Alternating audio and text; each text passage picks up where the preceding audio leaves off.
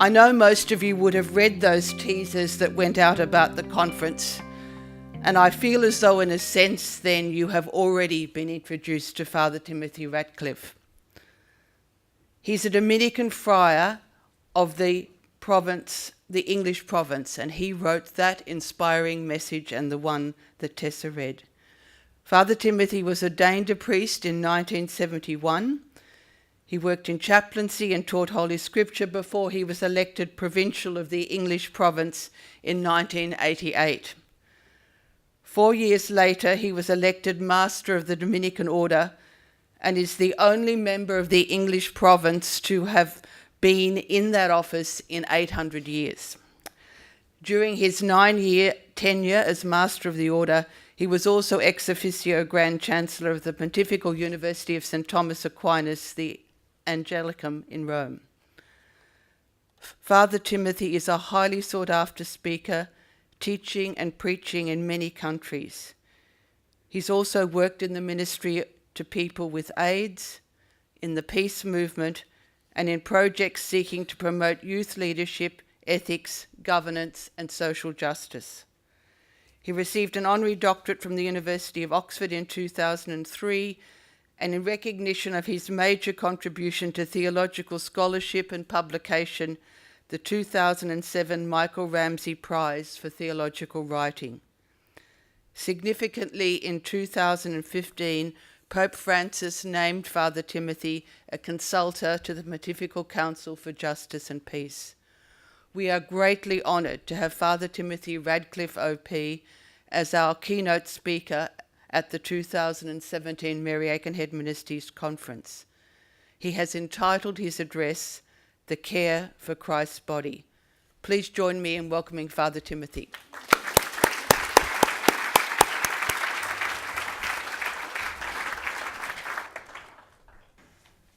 I always feel after an introduction like that you might have unrealistic expectations. And the first thing I want to do is to congratulate Teresa on the birth last night of her latest grandchild, Evangeline. We were able to celebrate with champagne. I always feel a bit of a fraud when I turn up somewhere like here and I talk to you without having listened to you first. Because as a young friar, the first thing that I was taught is that you've nothing to say until you've listened. And so I hope that what I say will make some sense and engage you somehow. I hope it won't be like one of my brethren who had to give a lecture in Chicago. And at the end, when he went to sit down, the applause was not very enthusiastic. And so he turned and he said to the person beside him, he said, I hope it wasn't that bad. And the man said, oh, I don't blame you. I don't blame you at all. I just blame whoever asked you to come and speak in the first place.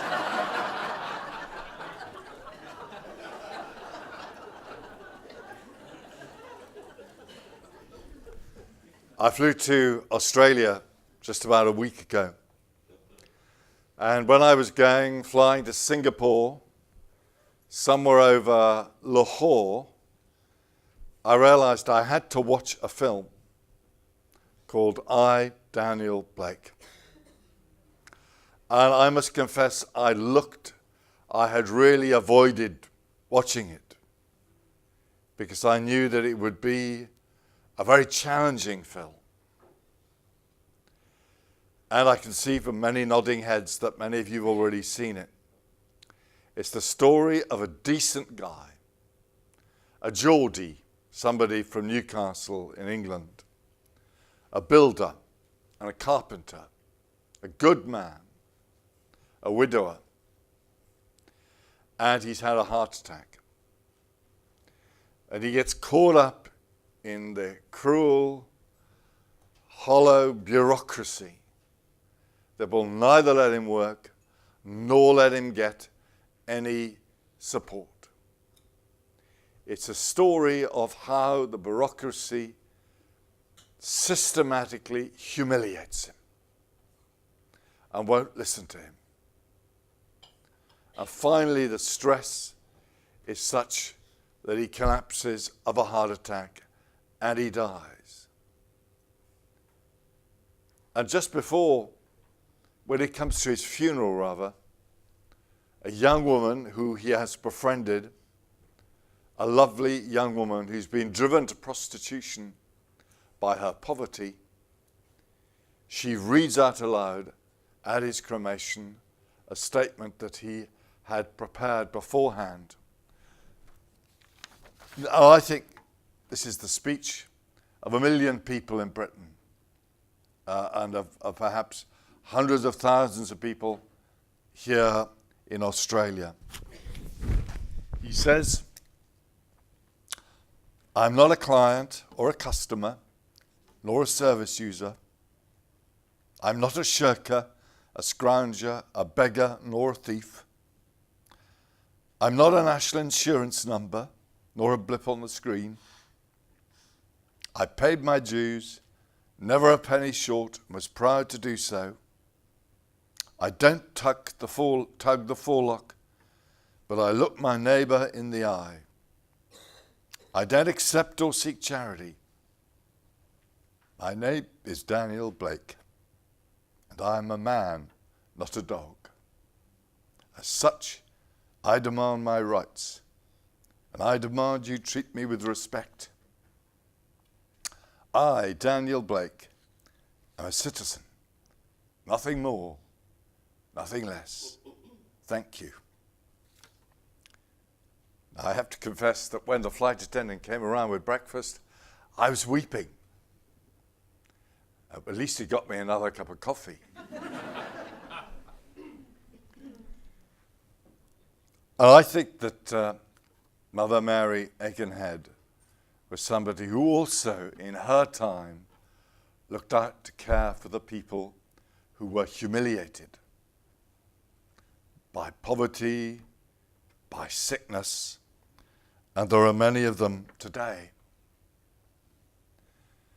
And one of the ways I think that we respond to those who are laid low in our society, humiliated in our time, is by caring for their bodies, because they are the body of Christ.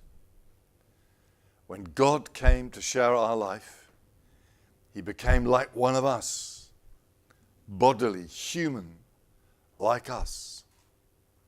And we are his body, and we care for him when we care for the bodies of those who are hurt or wounded or humiliated. You remember those lovely words of St. Teresa of Avila? Christ has no body but yours, no hands nor feet on earth but yours. Yours are the eyes with which he looks with compassion on this world. Yours are the feet with which he walks about to do good. So part of the good news that we incarnate in all that we do is in cherishing the beauty, the goodness of the human body. That's why St. Dominic founded the Dominican order 800 years ago. He was traveling through the south of France and he came across the Albigensians and he saw how they hated the body. They hated the whole material world. They thought it was evil. Salvation was escape. And so all our preaching 800 years ago began with the good news that our bodies are holy because they're Christ's body. Now, you know, one day a Dominican and a Jesuit met each other, the way we do. And the Dominican said to the Jesuit, he said, well, you Jesuits were founded to oppose Protestantism. And we Dominicans were founded to oppose the Albigensians. When did you last meet an Albigensian?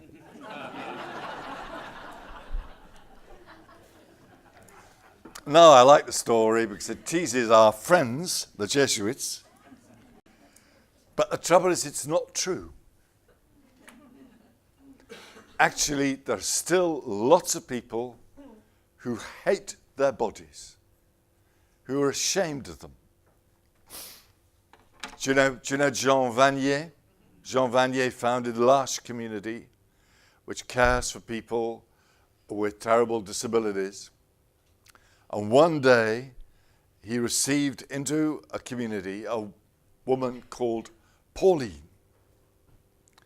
And Pauline hated her body. She was ashamed of it. And they realized that that was the root of all her violence, her self-harm. And so the community tried to teach her to love the body that she had, the body that she was. They got her beautiful clothes, beautiful scents. They took her to jacuzzis. They arranged massages. And finally, Pauline was able to be at ease with herself, the body that she had, the body that she is. And maybe, Sister Helen, this could be a new task. Wonderful scents distributed at Christmas time. Massages for everybody in the acre. But I want to suggest that our whole society is deeply ambiguous about the human body. On the one hand, there is the demand that we have perfect, beautiful bodies, the cult of the beautiful body, slim, honed, perfectly tanned, a bit like me. And then on the other hand, of course, to be honest, I wouldn't dare go to Bondi Beach. If I took my clothes off, I think there would be howls of derision and disgust. I think there is a big, deep ambiguity about bodiliness. Because on the one hand, we cultivate the beautiful body, but on the other hand, in modernity, there is a suspicion that it's really not us, we're minds. Ever since the 16th century, when Descartes said, "I think, therefore I am," we've tended to fall into the trap of thinking that we're really minds. And this body is just a machine which needs a bit of repair from time to time. When I had an operation on my heart a couple of years ago, it was fascinating. I was taken in and I could watch everything happening on the television screen. It was amazing. And it was as if a pump had gone wrong in some ancient car and needed a bit of repair. But the good news of Christianity is that we are bodily. We're ensouled bodies or embodied souls, deeply one. And the part of the way that we care for each other's dignity is by cherishing all the aspects of our bodiliness. You see, bodies are absolutely central to Christianity. The great sacrament of our hope is when Jesus says, "I give you my body. This is my body, and I give it to you." He doesn't say, "I give you my mind." Incidentally, this is a bit of a sidetrack, but incidentally, I think that that's the real basis for any sexual ethics today, is the Eucharist. What does it mean when we say to another human being, "I give you my body. I give you myself," like Christ, as Christ did to the disciples, with generosity, with fidelity, with vulnerability, with no manipulation or domination, with fertility. And our great hope is the resurrection of the body. So the body is absolutely crucial to our whole understanding of being human. St. Thomas Aquinas, you know that as a Dominican I'm required to refer to him at least once in every lecture. St. Thomas Aquinas said an extraordinary thing. He said we must love our bodies with the same love with which we love God. Isn't that incredible? We must love our bodies, the same love with which we love God. And he doesn't mean to say that, after a shower, you're admiring your pectorals in the mirror. What he means is that you're cherishing this body because it is made for love. It is made to love and to be loved. It's the form that God's love took when he became one of us.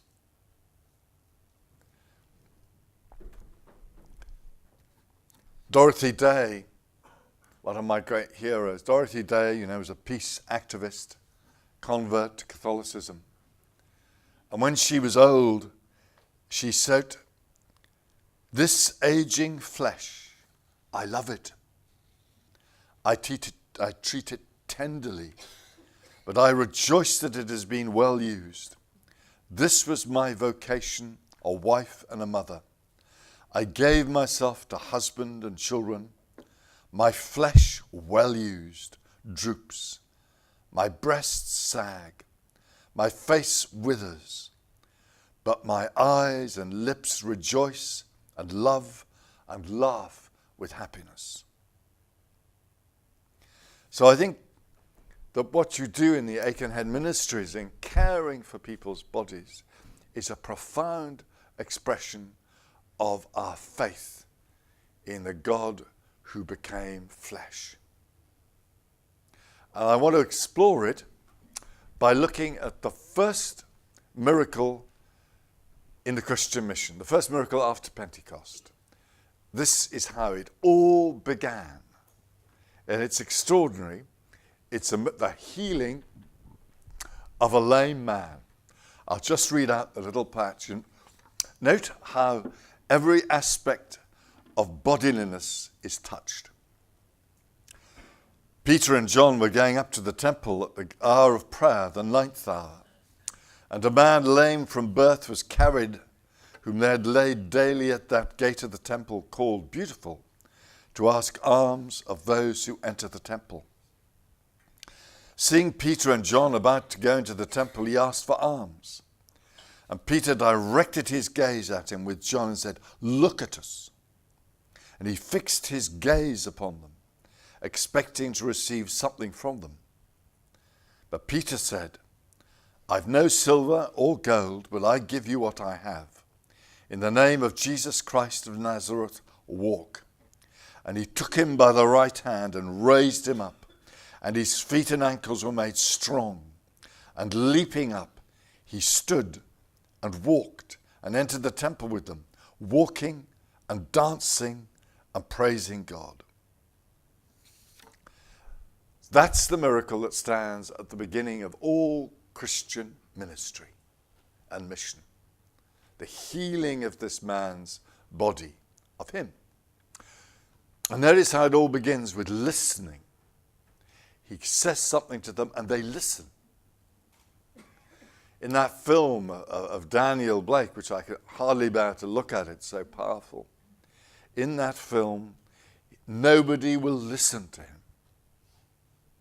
There's this terrible scene when he goes in to claim the minimum allowance to which he's entitled, and they won't listen. And finally he says, "Can't you hear me?" Now everything in the Bible begins with listening. God hears the cries of the enslaved in Egypt. He hears the cry of the poor. And he calls us, if we will listen, Abraham. And Abraham says, "I'm here." Beautiful little word in Hebrew, Hineni, here I am. And he calls Moses in the desert, "Moses." And he hears, "Here I am." Or, my favorite, Samuel Twice he calls Samuel, and Samuel thinks it's Eli the high priest, and he goes to him and says, "Here I am." And finally Eli says, "It's not me, it's the Lord. Next time say, 'Speak, Lord, for your servant is listening.'" When I was a young student, unfortunately my room was next door to the student master, a big bear of a man called Jeffrey. And I went out of my door one day and I could have sworn I heard him calling me. So I knocked on the door and went, I said, "Jeffrey, did you call me?" Quick as a flash, he said, "No, but next time say, 'Speak, Lord, for your servant is listening.'"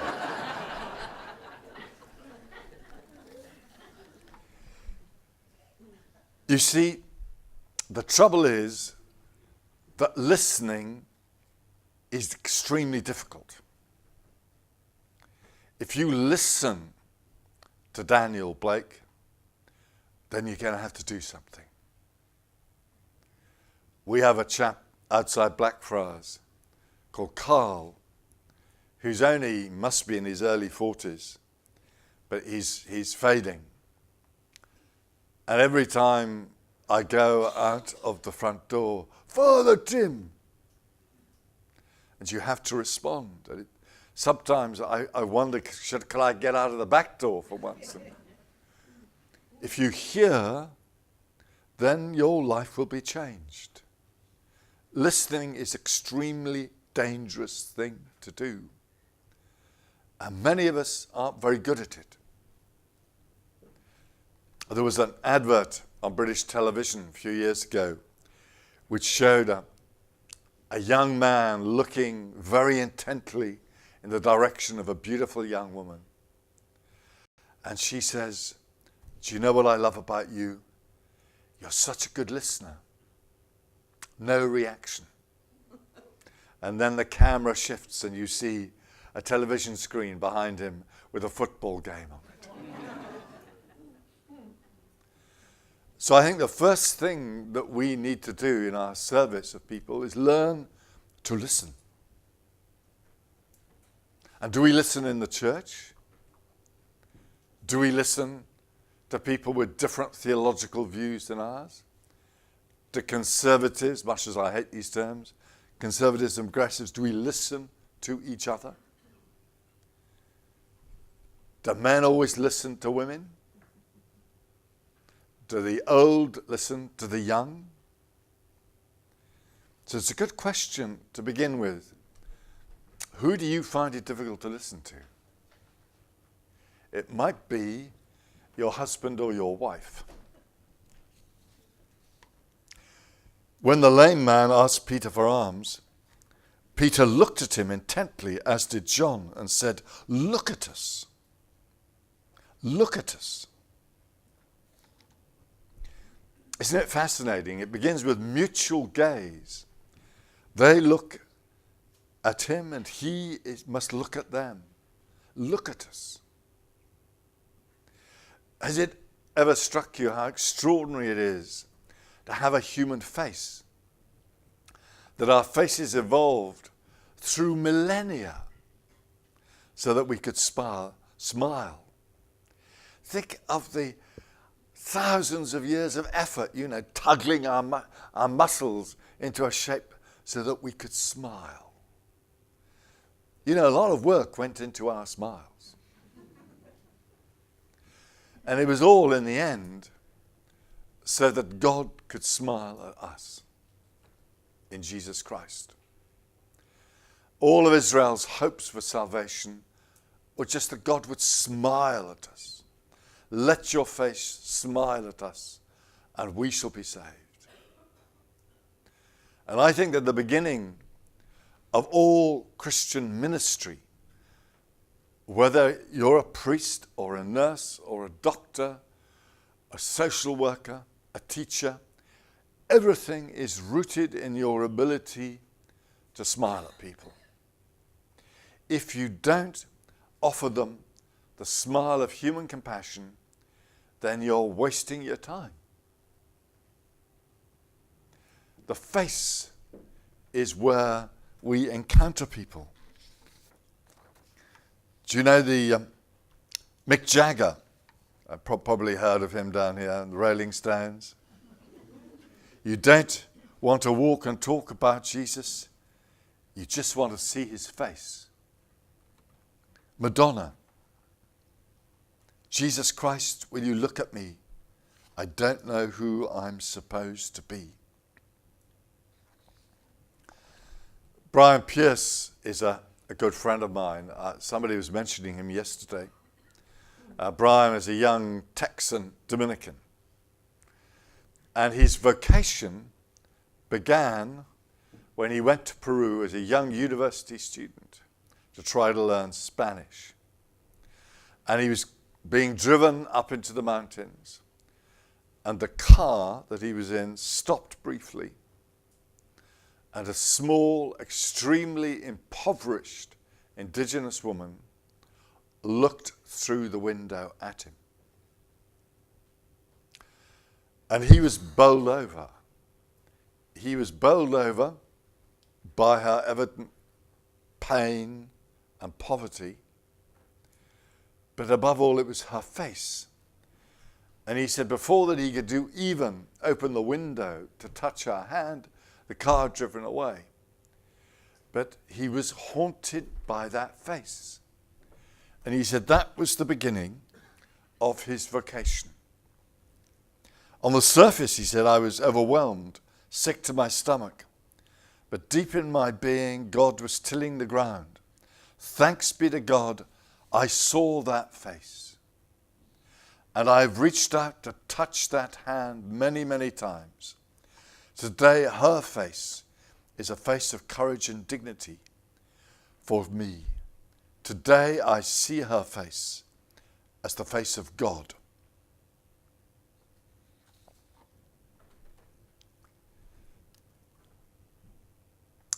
And the gaze is mutual. Look at us as we look at you.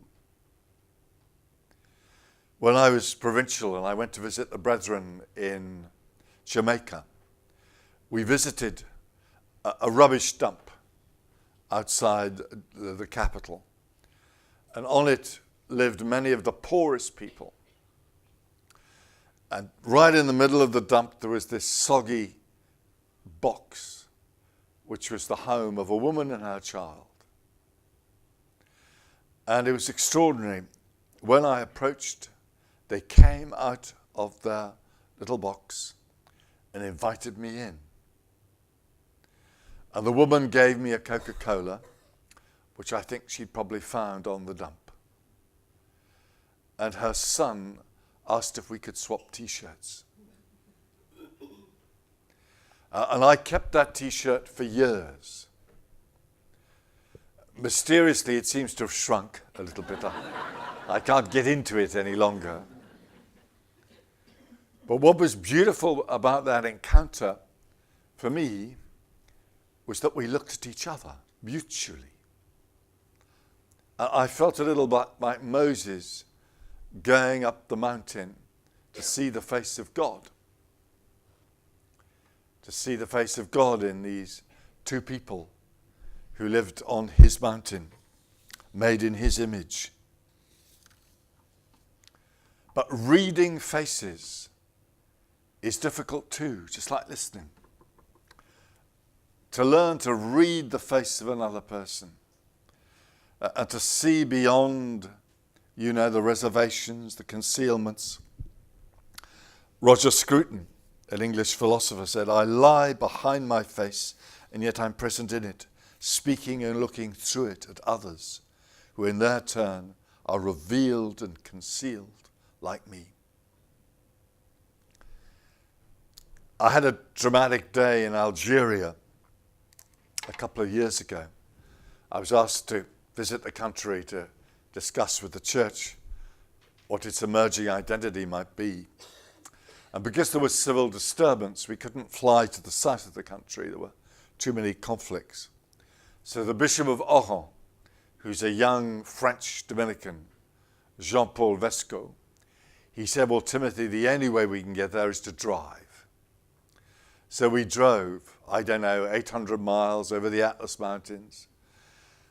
And by chance, we got caught up in the fighting. And at one stage, the car was surrounded. They'd already captured the car in front of us, and they'd taken our people who were to be held hostage. And they obviously wanted to do the same thing for us. And right in front of the car was a young man with a stone the size of a football, poised over the windscreen. And I wanted to catch his eyes, because I thought, if only he can see my face, he might realize that I'm a human being like him. I might remind him of his Uncle Abdul. But what was extraordinary was at first you could see his face, which was filled with hatred. But slowly under the hatred, you could see a kid who was afraid and probably wondered what he was doing there. He got out of his depth. And underneath that, you could just detect the face of somebody, whose mother loved him. A lovable kid. And what really I learnt that day was that so much of our education in Christianity isn't abstract. It's very concrete. It's learning how to read a face and see the person who may be half concealed. And then Peter took him by the right hand and raised him up. He touches him. We were thinking last night at dinner about Pope Francis's great ability to touch people. Do you remember when he hugged that man who was covered with all these hideous boils? Vinicio Riva, he was called. Vinicio Riva, who was so disfigured that his own father didn't dare to touch him. And when he got on a bus, people got off the bus because they did not dare to be in the presence. But what Francis did was he reached out and he hugged him. And if you look at Jesus, so much of his ministry was touch. Touching beggars, touching lepers. No, you shouldn't do that. Touching the dead, making himself impure. And being unafraid to be touched. Do you remember that woman who comes in and weeps and washes his feet with her tears and dries her feet with her hair, which always strikes me as a bit unpleasant. There we are. He was God's touch. If you look at the creation of Adam in the Sistine Chapel, you see God reaching out to touch Adam into life. And one of the ways that we communicate Christ's touching, healing touch is to reach out to each other, to overthrow the distance, to give each other a hug, a touch that heals. You know, in the early church, before communion, they used to really exchange the kiss of peace. Really, it was a real kiss of peace. It wasn't some sort of timid, shy handshake such as you get in Britain. Or even perhaps a slightly warmer hug that you might get in Australia.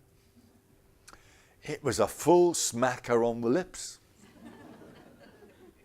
And do you know that people, the pagans, were shocked.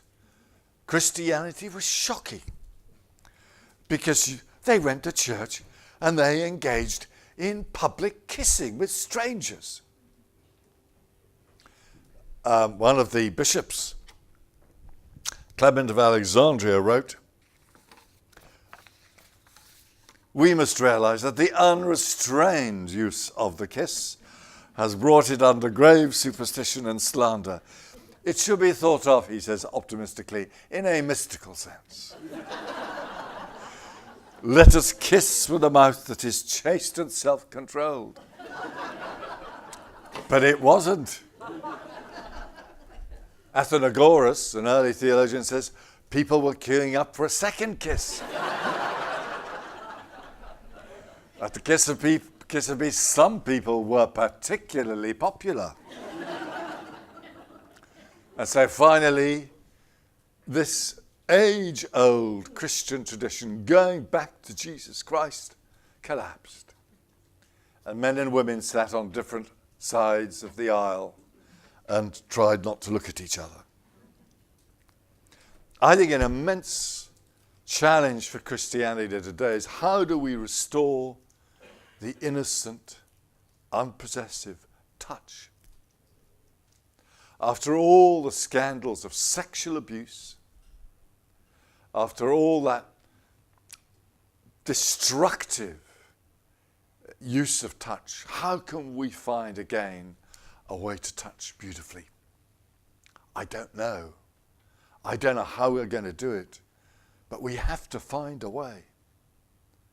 Aquinas said that touch is the most human of all the senses because you can see without being seen and you can hear without being heard, but you cannot touch without being touched.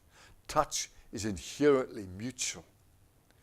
And that's why sexual abuse, which destroys, subverts the mutuality of touch, is so utterly destructive and echoes through people's lives for years. And his feet and ankles were made strong. You know, the first miracle after Pentecost was somebody being able to stand on their feet. I love to think, I always think evolution is such an absolutely fascinating subject. It's extraordinary to think that it was about 400 million years ago that those first lugfish crawled out of the sea and sort of clambered across the land on their fins. And that was the origin of our feet. Millennia of courage evolved the feet. My mother always used to say that the human foot was rather ugly. She dreaded the summer when people put on sandals. But the foot is the fruit of thousands of years of courage. You know, when our ancestors first stood up in the African savannah so that they could survey the land, 26 bones, I think that's right, Therese, isn't it? Locked rigidly together. And then they began to walk. 70,000 years ago, I read this on the plane yesterday, 70,000 years ago, leaving our original home in Africa and arriving in Australia 25,000 years later. Isn't it extraordinary that our indigenous ancestors here took 25,000 years to arrive? And I complain because it took me 25 hours to get from Britain. But that foot embodies all our courage and tenderness.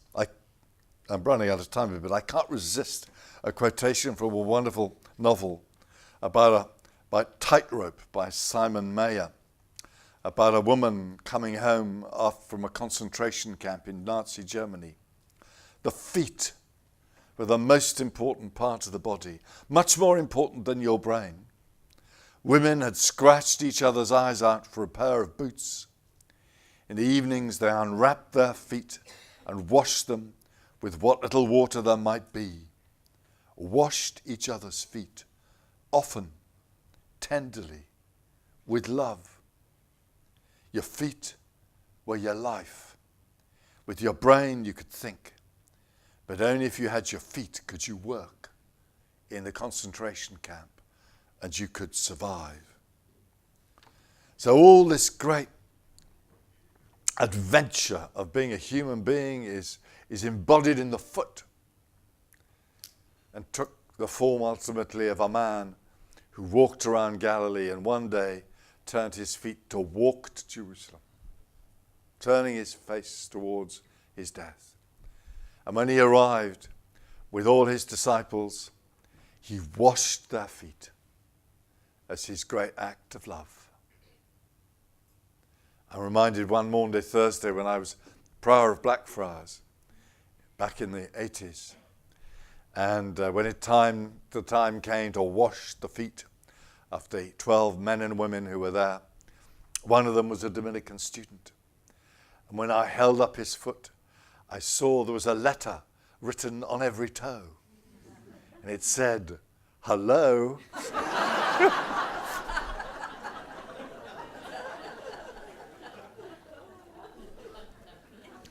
The original name for Christianity was the way. To be a Christian is to walk in the way. And when we fall over and we get discouraged, we fall by the wayside, we don't know where the hell we're going, then we help each other to our feet. And this is what Aikenhead Ministries does, helping people to their feet so that they can carry on walking. And then the beggar entered the temple with them, leaping, walking and leaping and dancing and praising God.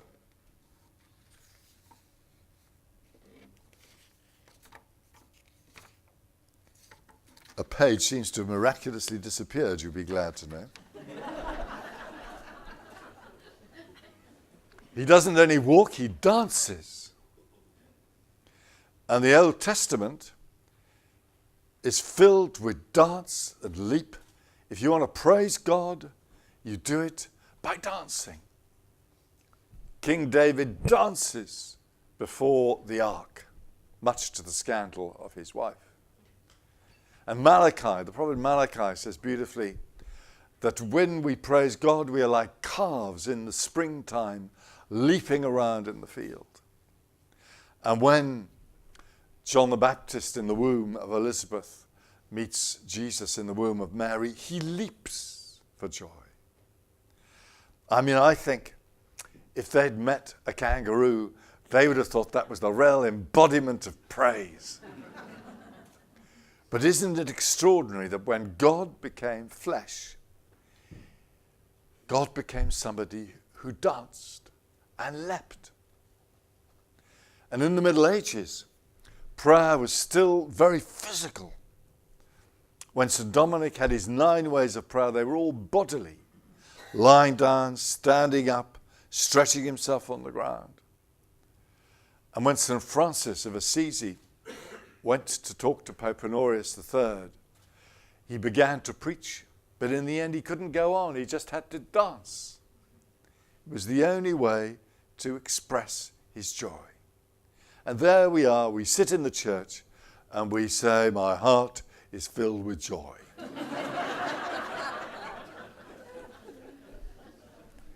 It was really in the 16th century that prayer became so dull. The Puritans banned all dancing in church, all singing. You know, we began to make the great mistake of thinking that prayer was mental, as if we forgot that we were bodies.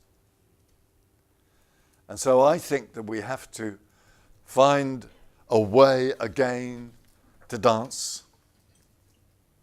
I'm reminded of when I was a young friar, the Archbishop of Birmingham was a terrifying man called George Patrick Dwyer.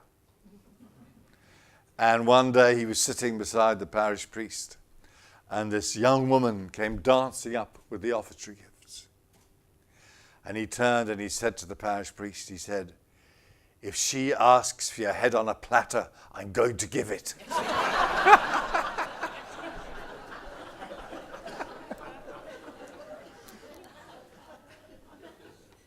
Because I'm a typical academic, I like the idea of dancing. I mean, I couldn't dance for the life of me. I remember arriving in Nigeria at the student house in Ibadan, and there were 80 Dominican students playing the drums, and And the local bishop turned up, Aya Maria, also a Dominican, and he was dancing, and he said, for God's sake, dance, Timothy. But somehow, not a pretty sight, somehow we have to help each other have a joy that overflows physically. Do you remember that wonderful 2 films recently come to mind? Inside I'm Dancing. Do you remember that film? Oh, you must look at it. About 2 kids who are paraplegic in Dublin. And then they go to a disco in their wheelchairs and maneuver them around. And somebody says, can't you dance? And they say, inside I'm dancing. And that other wonderful film, The Untouchables. Do you remember? Billionaire, paraplegic, with his helper from Senegal, I think it was, Driz. And they dance. Now, it's time for me to be bringing all this to an end, you'll be glad to know, but I can't resist with one last little detail. I'd like to talk about smell, which is a really fascinating one, mortality, but let's end with this. The lame man is carried in by his friends, and when he is healed, he clings to the disciples. In other words, he is never alone. He's always with others. Because to be bodily is to be dependent on others. And I think the sick and the old teach us how beautiful it is to depend on others. I had a couple of operations for last year for cancer. I had to cancel my trip coming to Australia. And it was a lesson that I had to learn very much myself, what it's like to depend on others. So often in Western culture, we are hampered by a very narrow, macho image of what it is to be a human being. You know, the strong man, it's usually a man. You know, the Lone Ranger, John Wayne, independent, self-sufficient. But that is an image of being human, which I think is deeply diminished. Because to be human is to be dependent on each other. As God became flesh and blood in a baby who depended on his parents. God said to St. Catherine of Siena, I could well have supplied each of you with all your needs, but I wanted to make you dependent on one another, so that each of you would be my ministers, dispensing the graces and gifts you have received from me. It's part of our mutual priesthood that we minister to each other in our mutual dependency. I learnt this largely from one of my own brothers, who's called Vincent. Vincent died a couple of years ago. Vincent was blind from birth.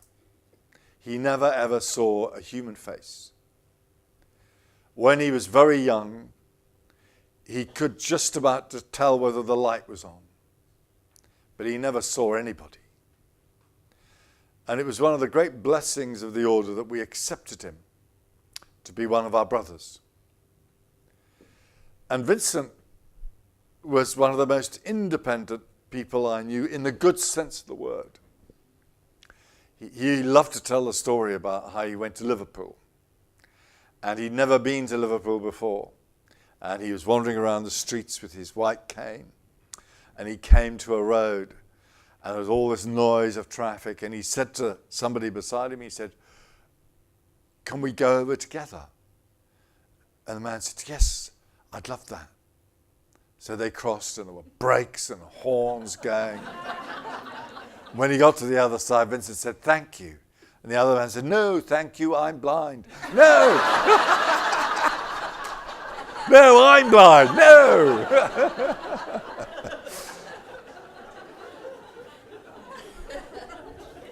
And when I was provincial, everybody wanted Vincent in the community.